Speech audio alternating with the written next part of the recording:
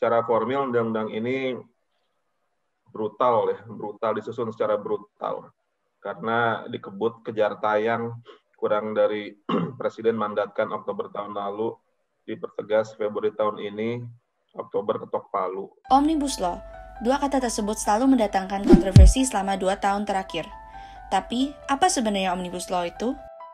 Omnibus Law yang secara harafiah berasal dari bahasa Latin omnis yang berarti banyak, adalah undang-undang yang dibentuk untuk merampingkan banyak peraturan negara yang sudah ada, dengan mengganti atau mencabut beberapa materi hukum. Omnibus Law yang selama ini ramai dibicarakan mengacu kepada Undang-Undang Cipta Kerja Nomor 11 Tahun 2020. Undang-undang ini disebut sebagai Omnibus Law karena dibentuk untuk merampingkan berbagai undang-undang tentang perekonomian dan ketenagakerjaan yang sudah ada. Pembentukan Omnibus Law tersebut diharapkan dapat menghilangkan tumpang tindih antar peraturan perundang-undangan, efisiensi proses perubahan atau pencabutan peraturan perundang-undangan, dan menghilangkan ego sektoral sehingga dapat lebih tepat sasaran.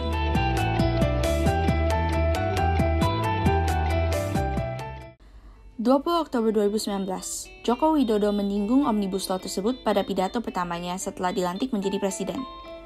17 Desember 2019, RUU Cipta Kerja masuk ke dalam 248 program legislasi nasional atau prolegnas jangkaan menengah tahun 2020-2024 yang disahkan DPR, pemerintah, dan DPD dalam rapat paripurna DPR. Januari 2020, Presiden Jokowi mengajukan 2 Omnibus Law yakni Cipta Kerja dan perpajakan kepada DPR RI. Namun sebelum awal 2020, rencana pembuatan Omnibus Law sudah menuai penolakan. Penolakan ini dilatar belakangi oleh banyaknya poin dalam undang-undang yang dianggap tidak berpihak pada buruh, serta proses pembuatan undang-undang yang tidak transparan. Gelombang aksi penolakan pertama mulai terlihat pada 24 September 2019. Mahasiswa mengajukan tuntutan terhadap RUU Ketenagakerjaan yang tidak berpihak pada buruh melalui aksi reformasi di korupsi. Namun, pada 12 Februari 2020, Presiden RI melalui Menko Perekonomian Airlangga Hartarto tetap menyertakan draft dan surat Presiden Supres RUU Cipta Kerja kepada DPR. 2 April 2020, surat Presiden Surpres tentang Omnibus Law RUU Cipta Kerja dibacakan dalam rapat paripurna DPR. 14 April 2020, Badan Legislasi DPR menggelar rapat kerja perdana bersama pemerintah membahas draft Omnibus Law RUU Cipta Kerja. 24 April 2020, Presiden Joko Widodo menunda pembahasan klaster ketenagakerjaan dalam RUU Cipta Kerja. 3 Oktober 2020, pembahasan RUU Cipta Kerja oleh DPR. 5 Oktober 2020, DPR mengesahkan Omnibus Law RUU Cipta Kerja menjadi undang-undang pada rapat paripurna. 6-8, 12, 20 Oktober 2020. Demonstrasi mengenai penolakan pengesahan Undang-Undang Cipta Kerja oleh kelompok buruh dan mahasiswa. 2 November 2020, Jokowi menandatangani Omnibus Law yang terdiri atas 15 bab dan 174 pasal yang berisi 11 klaster pembahasan. 3 November 2020, buruh mengajukan gugatan JR, Judicial Review, Undang-Undang Cipta Kerja ke Mahkamah Konstitusi. Kalau gue personally melihat Omnibus itu adalah suatu undang-undang yang benar-benar memperlihatkan pemerintah itu wujud aslinya seperti apa gitu. Ya kita bisa lihatlah dari proses pembentukan Omnibus sampai dengan disahkannya itu benar-benar ngaco banget. Misalnya ada pasal tentang PKWT, yaitu perjanjian kerja untuk waktu tertentu. Itu pasal 59 Omnibus. Nah, di pasal dan Omnibus tuh dikasih tahu jenis, sifat, kegiatan pekerjaan yang bisa waktu tertentu gitu. Cuman yang jadi masalah adalah ketentuan lebih lanjut mengenai jenis dan sifat atau kegiatan dan jangka waktunya itu diatur oleh PP. Implikasinya kita tuh nggak tahu berapa lama PKWT bisa diatur gitu. Nah ini berpotensi kayak kita kan udah lihat nih Omnibus udah cacat segala macem, baik dari formil maupun material. Ditambah lagi ini sekarang diatur oleh peraturan pemerintah, peraturan pelaksananya, ini berpotensi akan benar-benar menyampingkan kepentingan rakyat gitu. Secara formil undang-undang ini brutal disusun secara brutal karena dikebut kejar tayang kurang dari Presiden mandatkan Oktober tahun lalu, dipertegas Februari tahun ini, Oktober ketok palu. Ini brutal, nggak pernah dalam sejarah Indonesia undang-undang kejar tayang. Masa pandemik juga. Masa pandemik tetap meeting, bahkan weekend, Sabtu, Minggu, pindah-pindah hotel. Juga sering dana 40 kali pertemuan, pindah-pindah tempat. Dan ini dan juga tidak transparan, yang nggak ada akuntabilitas, nggak ada transparansi.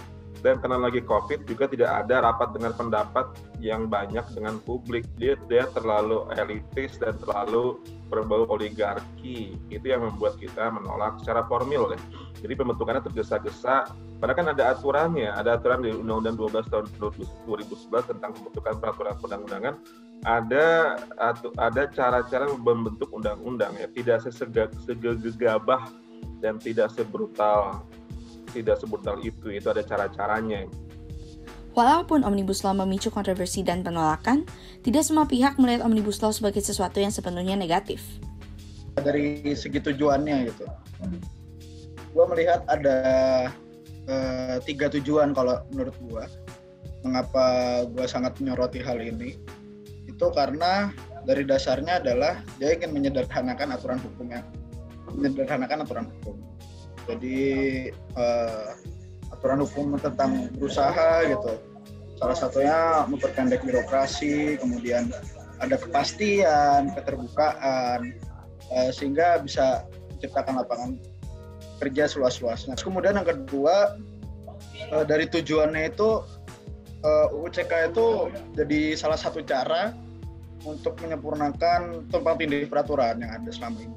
Dan yang terakhir itu tujuannya itu memberikan kepastian hukum terutama untuk yang punya perusahaan, badan usaha gitu seperti UMKM dan perusahaan-perusahaan kayak biasa. Miskonsepsi itu karena memang terus terang sosialisasi belum maksimal. Oleh karena itu sekarang pemerintah mengoptimalkan sosialisasi, menguatkan ya, memaksimalkan sosialisasi ya dari Sabang sampai Merauke. Manfaatnya menurut saya tidak bisa jangka pendek ya, ini jangka menengah, jangka panjang. Karena kita tahu bahwa masyarakat sedang butuhkan lapangan pekerjaan. Jadi setiap tahun itu ada 6 juta pencari kerja, ditambah dengan pandemi ini 3,5 juta. Jadi sekitar 9,5 hampir 10 juta pencari kerja yang membutuhkan lapangan pekerjaan.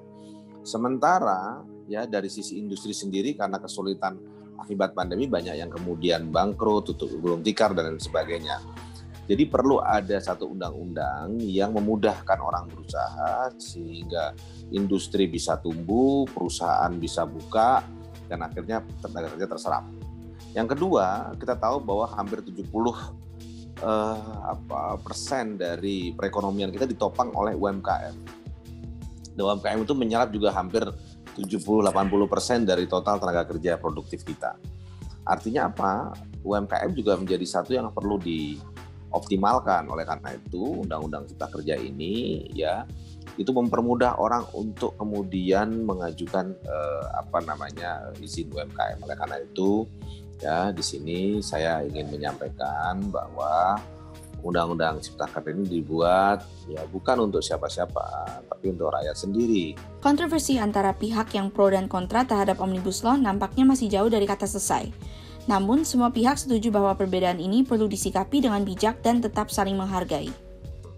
Jadi kita proporsional dan kita adil, kita netral. Kalau emang keren kita dukung, kalau emang bagus kita dukung, kita angkat jempol. Tapi kalau nggak keren ya dikritik lah, begitu aja sih.